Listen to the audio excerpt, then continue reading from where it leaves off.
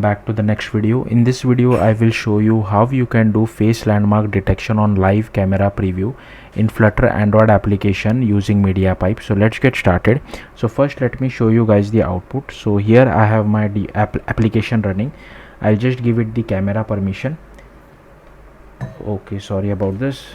And here you can see it is able to draw the face landmark on my face. So I can just move my face as well, and the face landmark moves with me. I can just move this device as well just to show it to you. I can move my face completely out of this camera, and here you can see the face landmark disappears. I can bring it back and the face landmarks comes back as well. So hopefully you got the point. Here you can see I'm moving my mouth, sorry. But hopefully you got the point. So yeah, that's it. Let's see how to achieve this. So first, as usual, you need to go to this particular documentation over here. You need to scroll down and you need to download this particular model. I'll tell you later on how exactly we are going to use this. Then you need to create a Flutter application. As you can see, I have already created it. Then you need to go to main.dart. Firstly, you need to add all these imports. Now this my camera view.dart is a custom dart file which I have created. So instead of fluttapp2, you will have to write your own project name over here. Then rest is default boilerplate code. I have not changed anything. I have just refactored this my homepage widget. So here we are just checking whether platform is Android, and this is the method channel. So if platform is Android, then we just get the camera permission. Then here we do camera permission dot invoke method get camera permission, and if we get the result, then we just change this particular variable to true. Then here we have the scaffold is permission granted. Then we just display this my camera view, else we display a text saying give camera permission. Then inside this my camera view dot dart, again this is a simple file. So here again we have a method channel. I don't think we are really using this, so maybe we can remove this as well.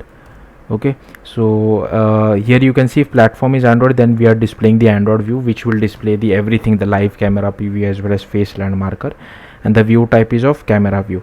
Then you need to go to Android. You need to go to build.gradle, and here inside you need to add these dependencies. So MediaPipe task vision, camera core, camera 2, camera lifecycle, camera view as well as constraint layout.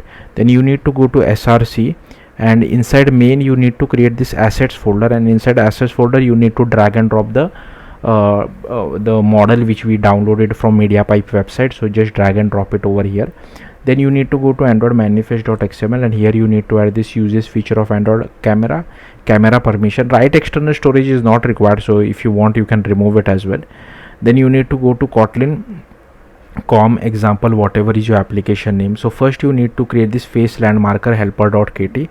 Now here you should copy your own package name. So to get your package name, you can go to main activity, and whatever you see over here, make sure you copy the same thing over here.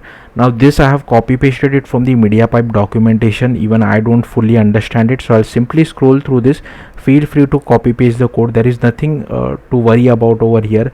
This is default boilerplate code which is present, which we have to write every single time. So I'll simply scroll through this.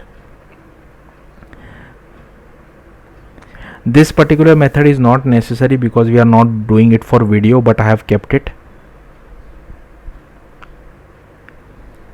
Okay, and similarly this is also not necessary, but I have kept it. So this is only for detecting from static image. I have already made a separate video for static images. Okay, and important thing is, in case if you have decided to change this particular name, make sure you change it over here as well. So I have kept everything as default. I have not changed anything. And this is our result bundle, video result bundle as well, and landmark listener as well. So this interface we need to implement inside our my camera view class. Then you need to create this Kotlin file called overlayview.kt. Again, I'll simply scroll through this. Feel free to pause the video and just copy all this code.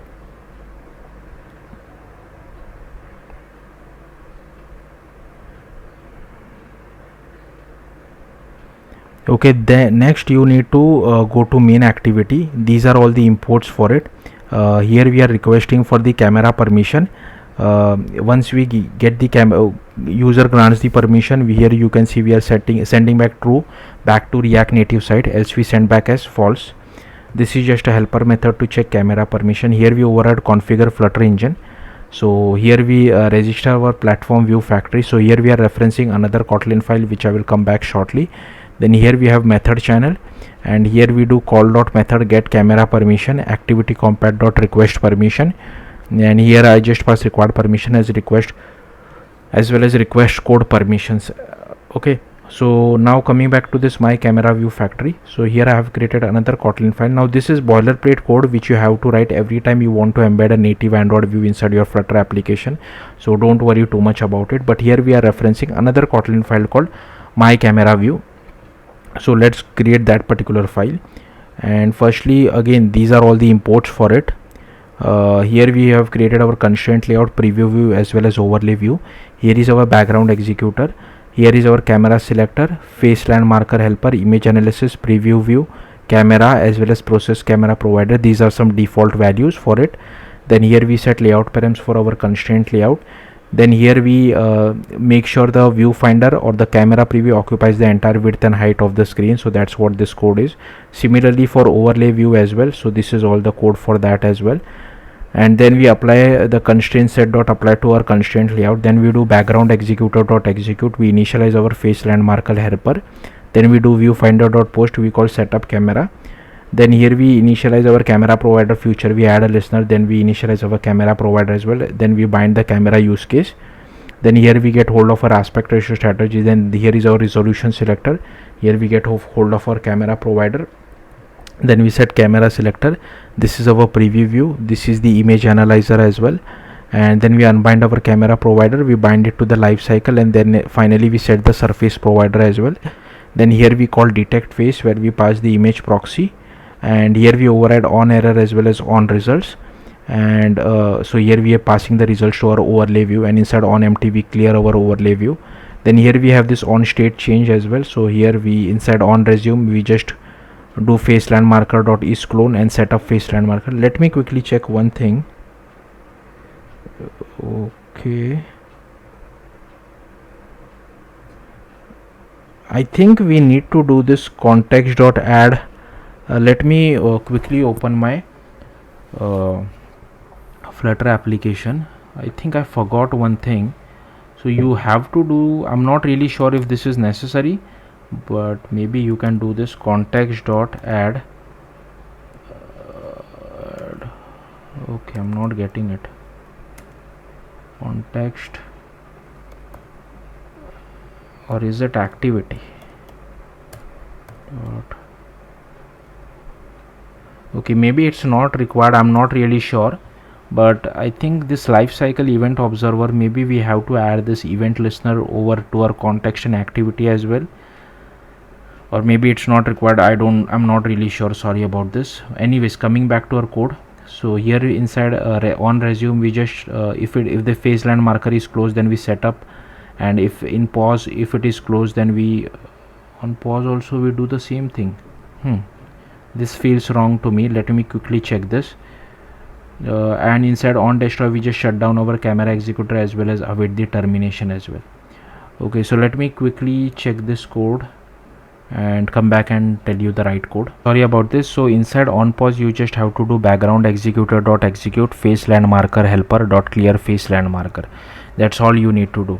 So yeah, that's it. If you have any questions, do let me know in the comments. Thank you for watching. Bye.